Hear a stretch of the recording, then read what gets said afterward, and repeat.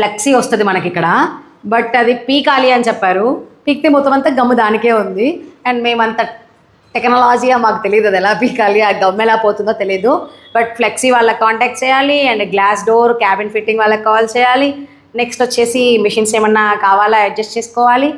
చాలా పనులు ఉన్నాయండి. ఎలక్ట్రిషియన్ వర్క్ చేయాలి. ఇదన్నీ కూడా May 4th రోజు కంప్లీట్ అయిపోవాలి. యూకే నుంచి ఇండియాకి రాగానే అక్క వాళ్ళ ఇంటికి తర్వాత వెంటనే ఇక్కడికి. ఇంతవరకు కంప్లీట్ స్లీప్ అనేది నాకు అవ్వలేదు. ఓ పక్క కాలు నొప్పి, ఓ పక్క గొంతు నొప్పి, ఓ పక్క ఫేస్ మండుతుంది. ఏ ఎండకు ఆ ఎండ నుంచి వచ్చినందుకు స్కిన్ సెన్సిటివ్ అయిందో లేదో తెలియదు, కానీ ఇంత స్ట్రెస్ ఇంత ఇదిలో కూడా బట్ మన వర్క్ మనమే చేసుకోవాలి. అంటే ఇండిపెండెంట్ ఉమెన్ అయినా మెన్ అయినా అండి, ఓన్లీ నేను చేస్తేనే, నేను కనుక్కుంటేనే, నేను ఇది చేస్తేనే ఆ పనులన్నీ అవుతాయి అనే వాళ్ళు ఎంతమంది ఉన్నారో కామెంట్ చేయండి. అండ్ మనం చేసుకుంటేనే మనకి పనులు అవుతాయి. ఎందుకు అంటే అవన్నీ మనమే చేసుకోవాలి. మన ఓన్ అని తీసుకునే వాళ్ళు ఎవరు ఉండరు.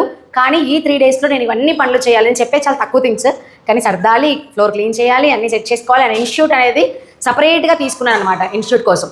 సో ఆ పనులన్నీ తీసుకొని 1 month అయింది, బట్ ఇంకా కంప్లీట్ అవ్వలేదు.